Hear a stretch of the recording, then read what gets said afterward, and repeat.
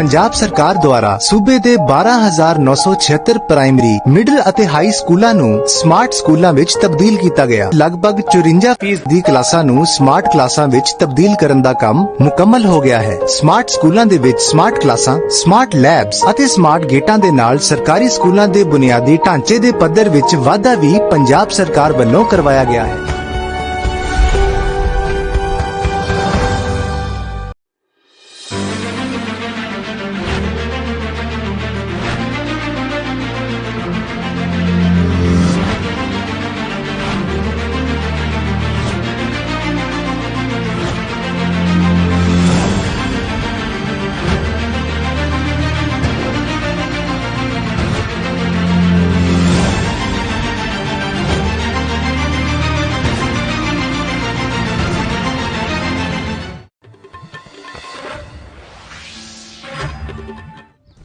श्रीनगर के आलमदार इलाके में सुरक्षा बलों और आतंकियों के बीच मुठभेड़ हुई, जिसमें लश्कर के 2 आतंकी ढेर हो गए। सुरक्षा बलों को आज सुबह जानकारी मिली थी कि श्रीनगर के इलाके में कुछ आतंकी छुपे हुए हैं। हालांकि सुरक्षा बलों ने आतंकियों को आत्मसमर्पण करने के लिए बोला, लेकिन जब आतंकियों की तरफ से फायरिंग की गई तो जवाबी कार्रवाई में 2 आतंकी ढेर हो गए। पिछले 9 दिनों की बात करें तो अभी तक 16 एनकाउंटर हुए हैं, जिसमें 24 आतंकियों को ढेर किया जा चुका है।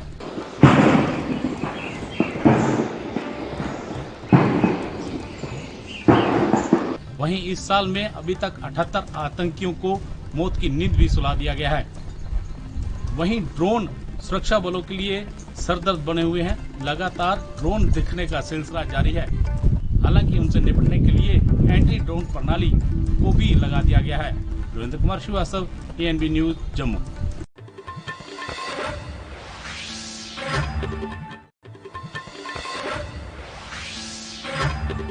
कोरोना की पहली लहर, उसके बाद दूसरी लहर के बाद तीसरी लहर से लोग आशंकित हैं। स्वास्थ्य विभाग, सरकार और आम लोग ये आशा कर रहे हैं कि कोरोना की तीसरी लहर आ सकती है। इसको लेकर लोग सतर्क हैं और गोरखपुर का स्वास्थ्य विभाग अगर कहे तो वो भी पूरी तरीके से सतर्कता बरत रहा है। कोरोना की तीसरी लहर के मद्देनज़र जब ANB न्यूज संवाददाता गोविंद कुशवाहा ने गोरखपुर जिला चिकित्सालय का रियलिटी चेक किया तो वहाँ पे सारी जो भी व्यवस्थाएं थी वो एक नंबर की थी। बात करें साफ़ सफाई की तो यहाँ पे साफ़ सफाई की व्यवस्था पूरी तरीके से की गई थी। समय समय पर यहाँ साफ़ सफाई व्यवस्था की जा रही थी। लोग वैक्सीनेशन के लिए भारी संख्या में आ रहे थे और वैक्सीन लगवा भी रहे थे। इसको लेकर जिला स्वास्थ्य विभाग पूरी तरीके से गोरखपुर में मुस्तैद है। बात करें यहाँ के SIC की तो उन्होंने बताया कि जिला चिकित्सालय पूरी तरीके से मुस्तैद है और अपना काम बखूबी कर रहा है। देखिए यह रिपोर्ट। इधर बढ़ने लगे हैं। कल की डेटा में ही 50,000 प्लस केस जा रहे हैं नेशनल लेवल पे, जो पहले 10,000 चल रहे थे। गोरखपुर में भी स्थिति पूरी तरह कंट्रोल में है। 2-3 या किसी दिन केसेस आ रहे हैं। फिर भी हम तीसरे लहर के लिए तैयार हैं। हमारे वार्ड्स तैयार हैं और साथ में ही सभी चिकित्सक तथा कार्य करने वाले सभी चिकित्सक कर्मी, जिस तरह से पहले होता था कि उनका स्क्रीनिंग के बाद ही रजिस्ट्रेशन होता था, वह किया जा रहा है। आपस में दूरी बनाए रखें, मास्क पहने तथा बार बार हाथ धोएं। इसका IC ऑलरेडी हमारा परमानेंट रिकॉर्ड चलता रहता है। जब हमने गोरखपुर के जिला चिकित्सालय का रियलिटी चेक किया तो वहाँ पे साफ सफाई की व्यवस्था, पानी की व्यवस्था और जो भी व्यवस्थाएं आम जो मरीज हैं उनके तीमारदारों और मरीजों को होनी चाहिए, पूरी सुविधाएं पूरी तरीके से उनको मुहैया कराई गई थी। बात करें जिला चिकित्सालय की तो कहीं से कोई कमी नज़र नहीं आई। वहीं इस संबंध में जिला चिकित्सालय के SIC ने बताया कि कोरोना की तीसरी लहर के मद्देनज़र हम पूरी तरीके से मुस्तैद हैं और जो डॉक्टर है उनके लिए भी हम उनकी परवाह भी कर रहे हैं और जो आम लोग हैं उनकी भी परवाह कर रहे हैं। इसलिए हमने पूरी तैयारियां अभी जो भाई तैयारियां हैं उसको पूरी कर ली है और आगे जो भी तैयारियां होगी, जो भी शासन और स्वास्थ्य विभाग का गाइडलाइन होगा उसको पूरा किया जाएगा। उन्होंने साथ ही लोगों से अपील भी की कि आप अभी भी मास्क लगाएं, चूँकि कुछ दिनों में फिर कोरोना का जो ग्राफ है वो बढ़ा है, मरीज की संख्या बढ़ोतरी हुई है। इसको देखते हुए चिंता अभी भी खत्म नहीं हुई है, इसलिए लोगों को सतर्क रहने की जरूरत है।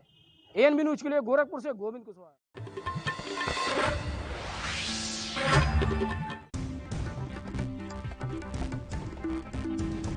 अमेठी में कोरोना के केसेस में लगातार कमी आ रही है, लेकिन जो कोरोना के तीसरी स्टेज की बात की जाए तो तीसरा स्टेज अब वैज्ञानिक जो कह रहे हैं, सरकार जो कह रही है कि आने वाला है। ऐसे में इस समय हम अमेठी CHC केंद्र पर हैं, यहाँ पे कोरोना की वैक्सीन लग रही है, लेकिन आप देख सकते हैं किस प्रकार से कोरोना के जो प्रोटोकॉल है उसका पालन नहीं हो रहा है। लोग जमीन पर बैठे हुए हैं, आप देख सकते हैं यहाँ पे जमीन पर बैठे हुए हैं, इनको वैक्सीन लगना है और ये अपनी बारी का इंतजार कर रहे हैं, लेकिन अभी तक वैक्सीन नहीं लगी है।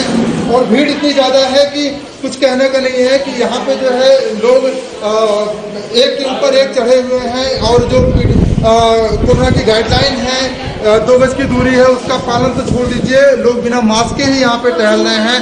तो ऐसे में कहीं ना कहीं जो तीसरी लहर है कोरोना का डेल्टा प्लस वेरिएंट है उसका जो इंतजार है इन लोगों को कहीं ना कहीं ये घातक होने वाला है। ऐसे में यहाँ पर जो जमीन पर बैठी हैं उनसे बात करेंगे कि आखिर यहाँ क्या करने बैठी। क्या नाम है आपका? यहाँ किस लिए आई हैं? तो आप जमीन पे क्यों बैठी हैं?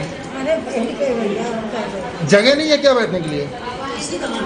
कुर्सी नहीं है? ये आप जमीन पे क्यों बैठी हैं? कुर्सी नहीं है। यहाँ किस लिए आई थी? वैक्सीन लगवाने। तो ये यहाँ पे कुछ महिलाएं भी थी जिनका सातों कहना है कि ये लोग यहाँ पे आई हैं और वैक्सीन लगवाने के लिए, लेकिन यहाँ पर जो है असुविधाओं का बोलबाला है। वैक्सीन सेंटर में ये जो अवलोकन कक्ष है यहाँ पे देख लीजिए आप, ताला बंद है।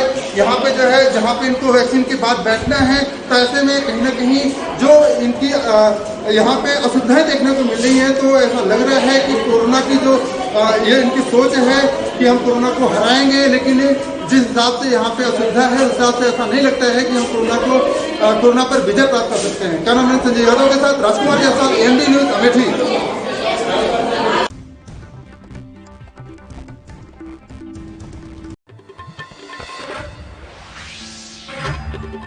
दोगुनी रात चौगुनी की दर से बढ़ती महंगाई के खिलाफ इंदौर में कांग्रेस का हल्ला बोल। जिस कदर लगातार प्रदेश और देश भर में महंगाई बढ़ रही है और आम जन पूरी तरह से परेशान हो चुके हैं।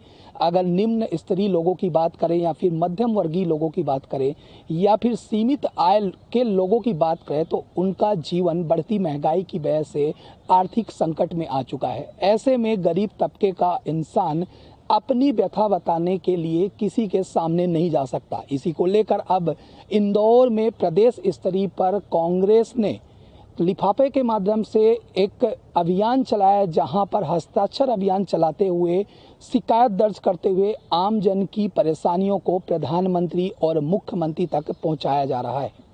ज्ञात हो कि जिस कदर प्रदेश में और पूरे देश भर में महंगाई ने कोहराम मचा रखा है और लगातार लोगों की जेब पर इसका बोझ पड़ रहा है और आम जन पूरी तरह से त्रस्त है। जिस कदर पेट्रोल और डीजल और चाहे वो खाने पीने के तेल की सामग्रियां हों लगातार बढ़ रही हैं और जिस पर किसी तरह से सरकार का नियंत्रण नहीं है। बताएं, इस पर नियंत्रण लाने के अभी भी राजनीतिक गलियारों में इस महंगाई को भी घसीटा जा रहा है, जिसको लेकर आम जन पूरी तरह से परेशान हो चुका है और इस महंगाई की व्यथा से परेशान हो चुका है। यहीं अब कांग्रेस ने महंगाई को लेकर लगातार अब हल्ला बोल रखा है और महंगाई के खिलाफ एक प्रदेश स्तरीय आंदोलन चला रखा है। इस आंदोलन के तहत अब कांग्रेस ने हस्ताक्षर अभियान चलाया है और पोस्टल कार्ड के माध्यम से आम जन की परेशानियों को और आम जन ने अपनी परेशानियां इन लिफाफों के माध्यम से इस पोस्टल कार्ड के माध्यम से सरकार तक पहुंचाई, जिस पर कांग्रेस ने हजारों की तादाद पर लोगों की समस्याएं इस कार्ड पर पोस्टल कार्ड के माध्यम से हस्ताक्षर अभियान चलाकर प्रधानमंत्री नरेंद्र मोदी और प्रदेश के मुख्यमंत्री शिवराज सिंह चौहान तक लोगों की समस्याएं जो महंगाई के खिलाफ है उसे पहुंचाने में कहीं ना कहीं कांग्रेस ने लोगों का साथ देते दिखाई दी। मध्य प्रदेश से ANB न्यूज़ के लिए अनिल चौधरी के साथ गणेश तिवारी।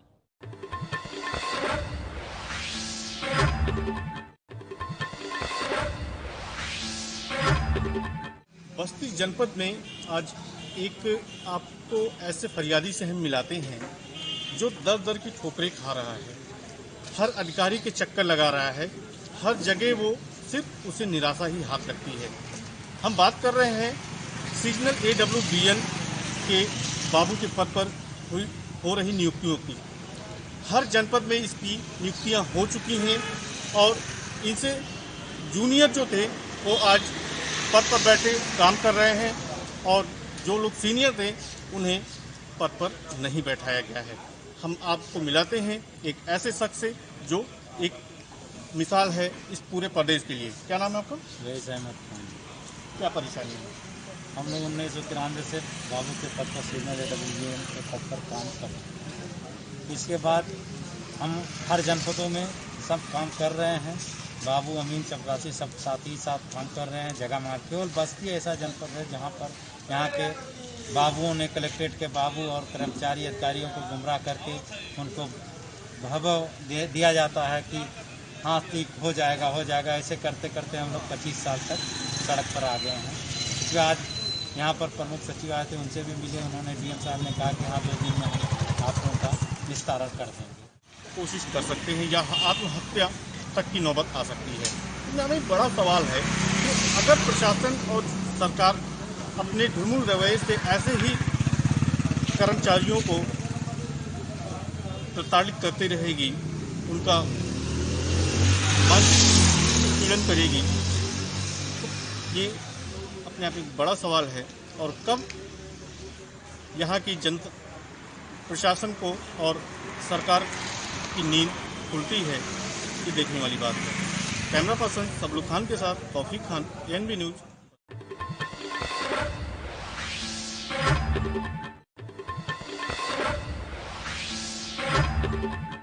जैसे कि हम बात कर लें कोरोना महामारी की दूसरी लहर की, तो दूसरी लहर का प्रकोप कम ही हुआ था कि तीसरी लहर की चर्चाएं शुरू हो गई हैं। वहीं केंद्र सरकार व उत्तर प्रदेश सरकार के दिशा निर्देशों अनुसार जनपद जालौन में भी तीसरी लहर को लेकर तैयारियां शुरू कर दी हैं। वहीं जो सरकार के दिशा निर्देश मिले हैं उसी के अनुसार जनपद जालौन में भी वैक्सीनेशन को लेकर लगातार अभियान चलाए जा रहे हैं, जिससे ज़्यादा से ज़्यादा लोगों को वैक्सीन लग सके।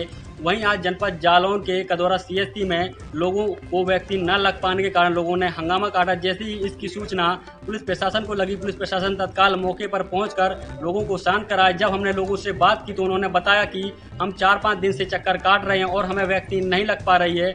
यहाँ पर आकर बोल रहे वैक्सीन नहीं है। 3 घंटे से हम लोग बैठे हैं, बराबर 3 दिन से भी आ रहे हैं जी। हर बार हमें मना भी कर देते हैं कि आज नहीं, कल नहीं, बैठा ले। आज कहा कि बैठो अभी आप, फिर हम बताएंगे और लोग आ जाए फिर लगवाएंगे। अब कह रहे वैक्सीन ही नहीं है, ये कैसा मुँह है? बोला भी बहुत बुरी तरीके से। वहीं हमने मुख्य चिकित्सा अधिकारी डॉक्टर उषा सिंह से बात की तो उन्होंने बताया कि हाँ, जनपद जालौन में कुछ वैक्सीनेशन की कमी देखी जा रही है, उसको पूर्ति करने के लिए लगातार कोशिश की जा रही है। वहीं जो कोरोना महामारी की तीसरी लहर आ रही है उसको लेकर जनपद जालौन में लगातार तैयारियां की जा रही हैं, जिससे कोरोना महामारी की तीसरी लहर आने के बाद कोई भी समस्या ना हो सके और लोगों का इलाज सही तरीके से कर पाएं। ANB news, Mayangrajpur, Jalaun.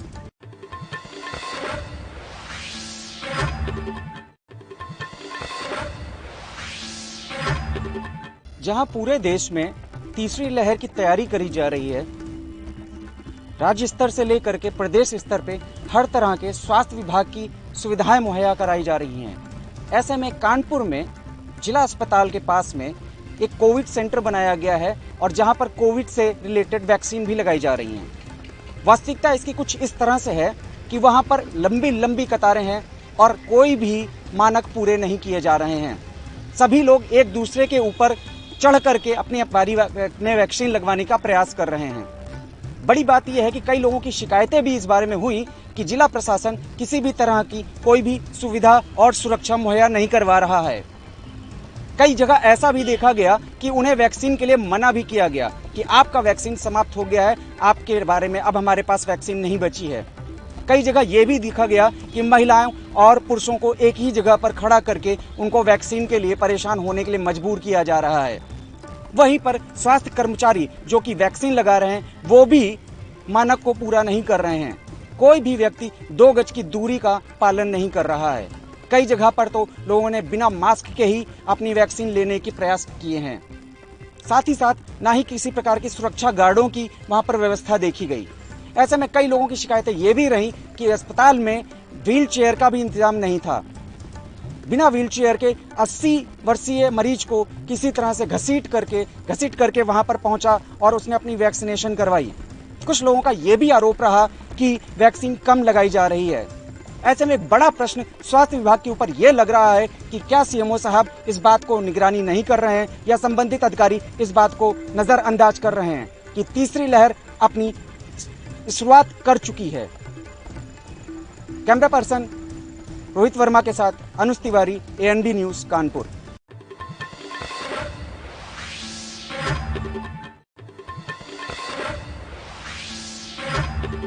कोविड-19 की तीसरी संभावित लहर को लेकर जिला प्रशासन व स्वास्थ्य महकमा एकदम सतर्क है। बताते चले कि अंबेडकर नगर जिला संयुक्त जिला चिकित्सालय में इस वक्त हम मौजूद हैं। यहाँ पे PICU नवजात गहन चिकित्सा इकाई में हम मौजूद हैं। जनपद में जिला चिकित्सालय में कोविड की संभावित तीसरी लहर को लेकर 10 नॉर्मल बेड व 12 ऑक्सीजन बेड की व्यवस्था की गई, वहीं 22 बेड अतिरिक्त लगाए गए हैं। जिला चिकित्सालय में 10 बेड का पिको वार्ड बना लिया हमने, 10 बेड का वेंटिलेटर बना लिए, 20 बेड का आइसोलेशन वार्ड बना लिए, ऑक्सीजन बेड, साथ में आपका ऑक्सीजन प्लांट 18 बेड के लिए चालू है, बाकी ऑक्सीजन सिलेंडर से हम लोग। कैमरामैन अविनाश के साथ अनंत कुशवाहा, ANB न्यूज, अंबेडकर नगर।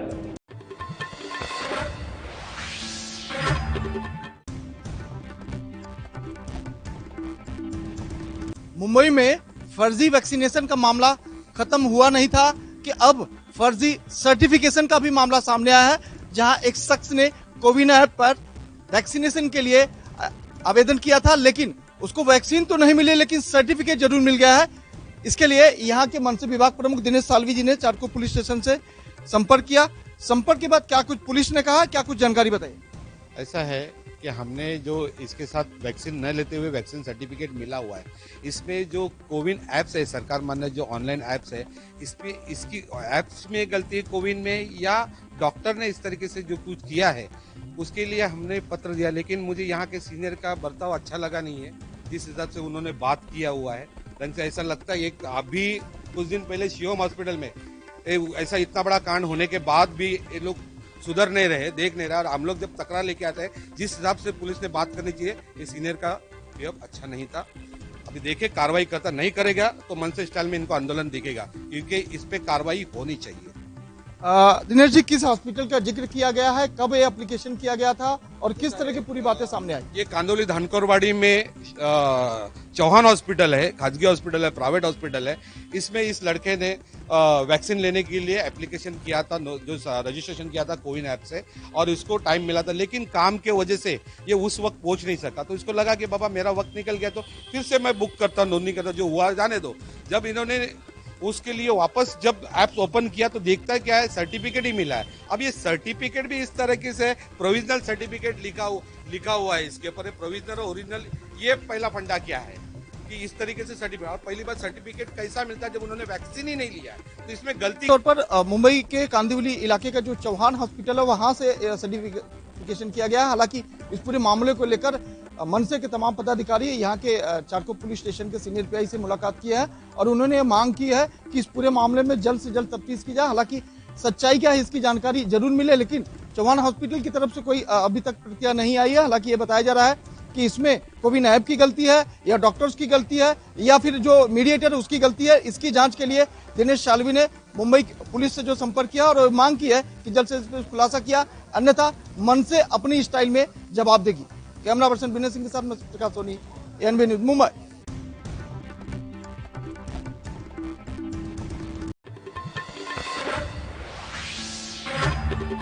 कासगंज जनपद में कोरोना की तीसरी लहर को लेकर जिला प्रशासन कितना मुस्तैद दिखाई दे रहा है, ये जानने के लिए आज हम बात करेंगे हमारे जिला अस्पताल के CMS डॉक्टर SSP सिद्धू से। आइए बात करते हैं। सर, अगर बात की जाए तीसरी लहर को लेकर तो किस तरह से तैयारी की गई है जिला अस्पताल द्वारा? जिला अस्पताल जो है हमारे पिको वार्ड के लिए पूरी तैयारी कर दी गई है। हमारा ऑक्सीजन प्लांट एक गेल से आ रहा है, एक DRDO से आ रहा है। 500 लीटर पर मिनट के हिसाब से दोनों हैं। 1000 लीटर पर मिनट के हिसाब से हमारे 2 ऑक्सीजन प्लांट लगा दिए गए हैं और पूरी की बिजली कनेक्शन कर दिया गया है। और हमारे 40 बेड पीकू के लिए तैयार कर दिए गए हैं, जिसमें 20 बेड हमारे ऑक्सीजन के हैं और 20 बेड हमारे इंटेंसिव केयर यूनिट के हैं पीकू के लिए। सर, अगर बात की जाए बच्चों को, जैसे बताया गया है कि ये जो लहर आ रही है ये बच्चों के लिए घातक है, तो उसको लेकर बच्चों के लिए क्या इंतजाम किए गए? बच्चों के लिए हमारे पास एक पीडियाट्रिक स्पेशलिस्ट है, हमारे डॉक्टर DK शर्मा, खुद उनको ट्रेनिंग भी है और वो खुद ट्रेनर भी हैं। जो एक 24 टीम लोगों की, डॉक्टर है, स्टाफ नर्स है, वार्ड बॉय है, उन लोगों को पूरे फुल उसके दिए 24 लोगों को 12-12 के हिसाब से हमने ट्रेन कर दिया गया, ताकि हमारे जो टीम लीडर हैं doctor DK Sharma, nodal officer जो पीकू के हैं, वो खुद ट्रेनर भी हैं और ट्रेनिंग दे रहे हैं ताकि वो बच्चों को संभाल सकें।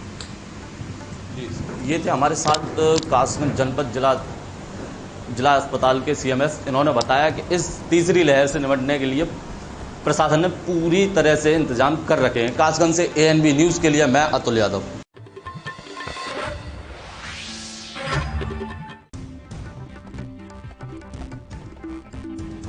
कौशाम्बी में कोरोना की तीसरी लहर को लेकर प्रशासन ने पूरी तैयारी कर ली है।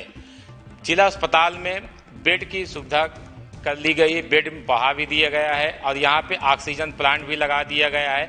अब किसी तरह के किसी मरीज को दिक्कत नहीं आएगी। CMS से बात करते हैं। CMS ने बताया कि तीसरी लहर को लेकर पूरी तरह तैयारी जिला अस्पताल में कर ली गई है। पिछली बार को लेकर इस बार किसी मरीज को कोई तकलीफ नहीं होगी। RO प्लांट भी लग गया है, बेड की व्यवस्था हो गई है। कोरोना के लिए हम लोग के यहाँ तीसरी लहर से मरीजों के लिए आवश्यक दवाएं हैं, बेड्स की व्यवस्था है, ऑक्सीजन डिलीवरी सिस्टम हम लोग को और अच्छा होता जा रहा है। पहले सिलेंडर से देते थे, अब ये मशीन ऑक्सीजन जनरेशन प्लांट लग गया है, तो 500 लीटर पर मिनट ये देगा, तो 100 बेड ऑक्सीजन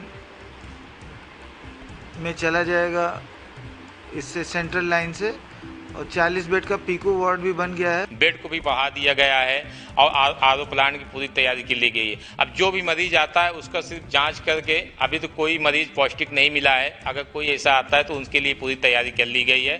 अब अगर कोई भी मरीज को दिक्कत होती है तो उनको तत्काल इमरजेंसी वार्ड में ले आके उनको ऑक्सीजन और उसकी सुविधा दी जाएगी। Aiman Ahmed, ANB news, Kaushambi.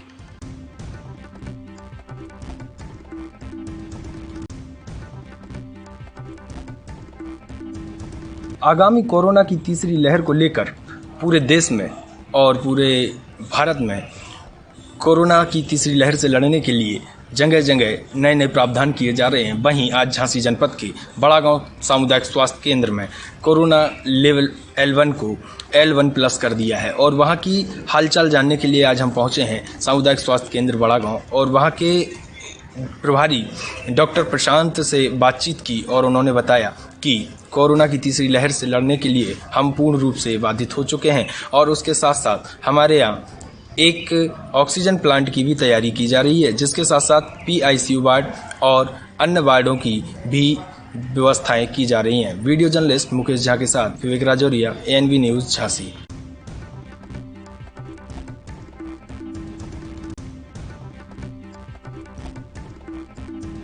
मथुरा जनपद में कोरोना वायरस की तीसरी लहर को देखते हुए स्वास्थ्य विभाग और मथुरा प्रशासन के द्वारा सभी तैयारियां पूरी कर ली गई है। जिस तरह सरकार के द्वारा जो आदेश किया गया था, जो तीसरी कोरोना वायरस की लहर की जो आशंका जताई जा रही है, उसको लेकर स्वास्थ्य विभाग के द्वारा मथुरा जनपद में कई ऑक्सीजन प्लांटों का उद्घाटन भी किया गया है।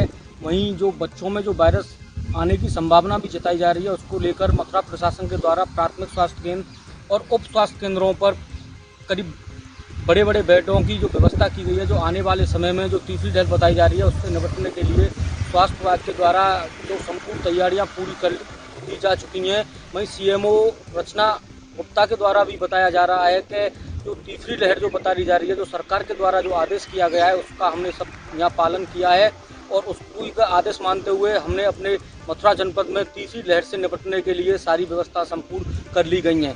मथुरा से रिंकू शर्मा, ANB न्यूज।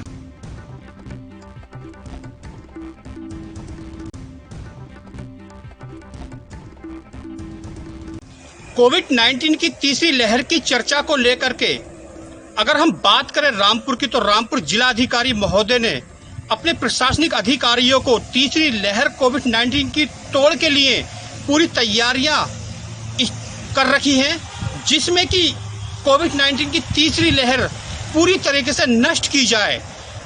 वहीं जिलाधिकारी रविंद्र कुमार जी ने बताया है कि दूसरी कोविड-19 की लहर से हमने सबक लिया। दूसरी कोविड-19 की लहर में जो थी ऑक्सीजन की सबसे बड़ी कमी पाई गई थी, लेकिन अब की बार ऑक्सीजन पर्याप्त मात्रा में लोगों को मिलेगी। ऑक्सीजन की किसी भी प्रकार की कमी नहीं दिखेगी। वहीं रामपुर के रेडिको खैतान के माध्यम से एक ऑक्सीजन प्लांट बिलासपुर में लगाया जा रहा है, जिसका उद्घाटन करने के लिए केंद्रीय मंत्री मुख्तार अब्बास नकवी कल आ रहे हैं और उसका उद्घाटन करेंगे। कोविड-19 की तीसरी लहर को पूरी तरीके से समाप्त करने के लिए रामपुर प्रशासनिक अधिकारी यहाँ पे पूरे तरीके से तैयार हैं और अपनी कमर कसे हुए हैं। किसी भी प्रकार का यहाँ पर कोविड-19 का असर देखने को नहीं मिलेगा। ANB न्यूज के लिए रवि सैनी, रामपुर।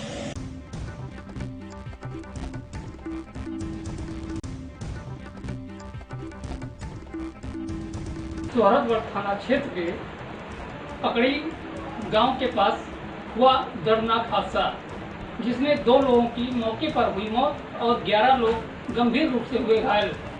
आपको बताते चले कि घटना बोलेरो गाड़ी के अनियंत्रित होने से हुई। लोग एक मांगलिक कार्यक्रम में जा रहे थे कि अचानक गाड़ी अनियंत्रित हुई और बड़ा हादसा हो गया। घटना की जानकारी होने पर स्थानीय पुलिस पहुंचकर घायलों को उपचार के लिए प्राथमिक स्वास्थ्य केंद्र भेजा और मृतकों को 100 को अपने कब्जे में लेकर आगे की कार्रवाई में जुट गई है।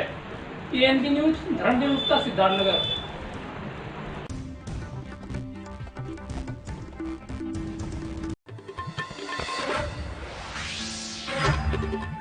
उत्तर प्रदेश के जनपद मैनपुरी के थाना गिरोह क्षेत्र में रास्ते में चारपाई डालने का विरोध करने पर युवक की पीट कर निर्मम हत्या कर दी। आपको बता दें, जनपद मैनपुरी के थाना गिरोह क्षेत्र के ग्राम नंगला लखई में रास्ते पे पड़ी चारपाई को हटवाने को लेकर फावड़े के डंडे से पीट कर निर्मम हत्या कर दी। मामला विगत 13 जुलाई का है, जहां पर गांव के ही दबंग आरोपी और रघुवीर रास्ते में बने खरेंजे पर चारपाई डालकर सो रहा था। लोगों को चारपाई रास्ते में पड़ी होने से निकलने में काफी दिक्कत हो रही थी, जिसी बात का राजकिशोर ने विरोध किया।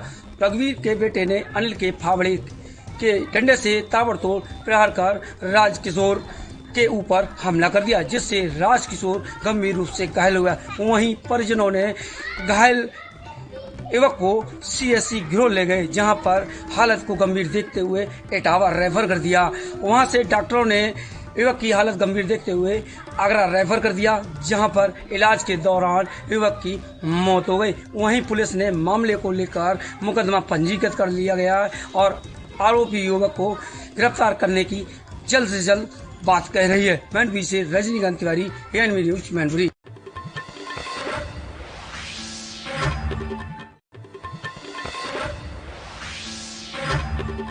पूरे देश में कोरोना की तीसरी लहर को लेकर अलर्ट पर रखा गया है। देवरिया जनपद में भी कोरोना को लेकर काफी अलर्ट देखा जा रहा है। लोग भी जागरूक हुए हैं, लगातार टेस्टिंग भी चल रही है।